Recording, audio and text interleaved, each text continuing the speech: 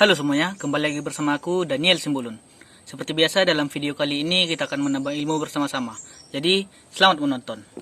Baiklah, dalam video kali ini saya mendapatkan tugas dari Bapak Victor Amrivo selaku dosen pengampu mata kuliah sosiologi. Beliau memberikan tugas kepada saya untuk menganalisis video interaksi sosial yang dicantumkan pada Google Classroom. Karena nomor urut absen saya adalah nomor 30, yaitu angka genap, jadi saya mendapatkan video nomor 2. Setelah saya analisis video tersebut, dalam video tersebut mencantum organisasi sosial, kelompok sosial, dan lembaga sosial. Sebelumnya, mari kita ketahui bersama-sama apa itu arti dari organisasi sosial, kelompok sosial, dan lembaga sosial.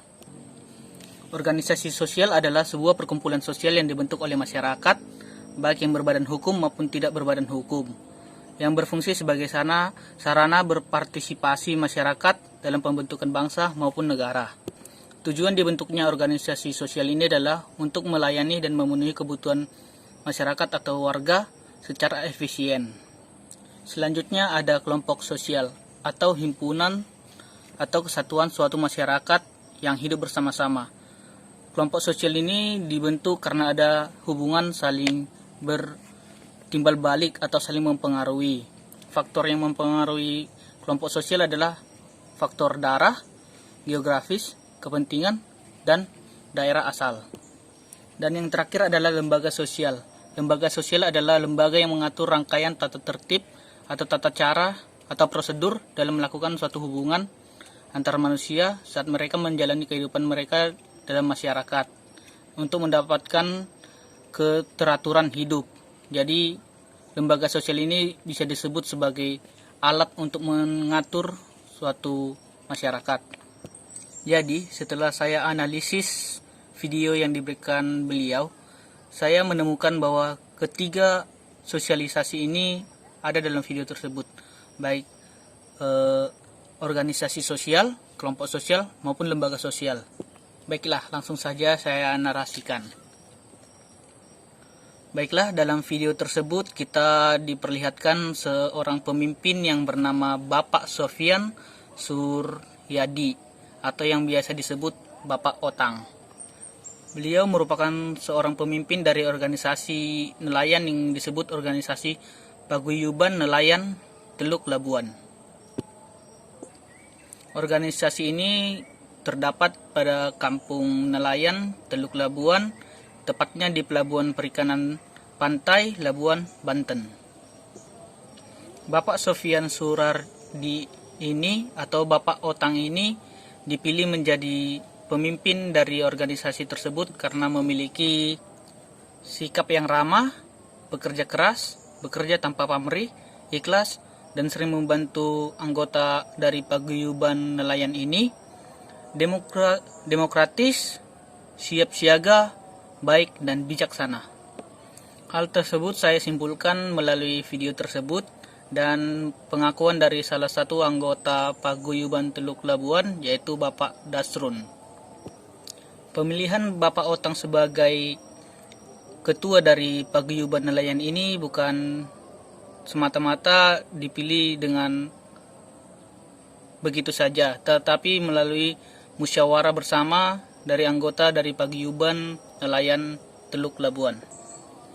Awal terbentuknya organisasi Paguyuban Nelayan ini didasari dengan banyaknya perselisihan antara nelayan, baik dari kepemilikan kapal maupun ketertiban laut. Oleh sebab itu, banyak masyarakat nelayan yang resah dengan hal itu. Oleh sebab itu, mereka bermusyawarah dan membentuk suatu organisasi yang disebut dengan Paguyuban Nelayan. Seperti yang saya katakan tadi, organisasi sosial itu adalah perkumpulan sosial yang dibentuk oleh masyarakat, yang tujuan utamanya adalah melayani dan memenuhi kebutuhan masyarakat dengan efisien. Jadi, Bapak Sofian ini dipilih sebagai ketua karena ia akan menjadi penengah dan menyampaikan aspirasi dari nelayan kepada pemerintah, guna memenuhi kebutuhan dari nelayan. Selain masalah tersebut, Bapak Otang juga dipilih sebagai penengah atau pemimpin yang merupakan panutan dalam menyelesaikan perselisihan antara anggota paguyuban nelayan ataupun dengan kelompok nelayan yang lain. Dalam video ini jelas sekali bahwa interaksi sosial yang terjadi adalah organisasi sosial, karena terbentuknya suatu interaksi dari pemimpin dengan anggota dan anggota dengan anggota yang lain. Dan ciri khas dari paguyuban nelayan ini adalah hidup sederhana dan saling gotong royong.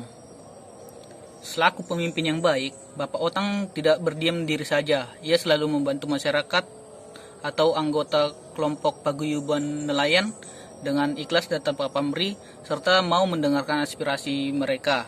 Yang selanjutnya Bapak Otang ini akan bekerja sama dengan pihak-pihak terkait untuk menyampaikan aspirasi mereka dalam meningkatkan sarana baik kapal maupun prasarana untuk menunjang keselamatan nelayan dalam aktivitas mereka dalam berlayar maupun berjualan ikan.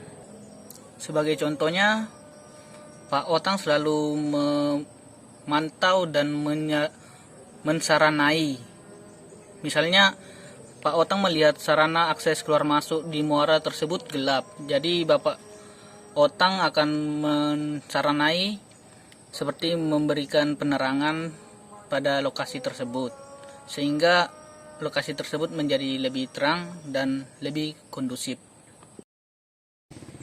Untuk kelompok sosial sendiri dapat kita lihat dari kerjasama para nelayan yang dilakukan di tempat penampungan ikan. Tempat penampungan ikan tersebut mereka melakukan aksi jual beli, pengelolaan ikan. Itu terbentuk karena mereka saling membutuhkan. Karena seperti yang saya katakan tadi, kelompok sosial terbentuk dari hubungan timbal balik dari satu nelayan dengan nelayan yang lain.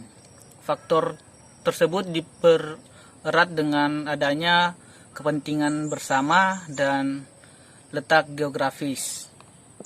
Dan tidak mungkin,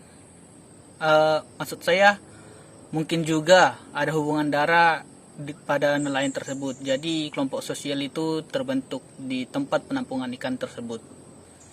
Dan yang terakhir adalah lembaga sosial. Dari pengamatan saya, lembaga sosial di sini adalah peraturan perundang-undangan dari pemerintah. Jadi paguyuban nelayan ini bertindak tidak semena-mena. Mereka mematuhi peraturan yang dilakukan atau yang diberikan pemerintah dengan baik dan benar.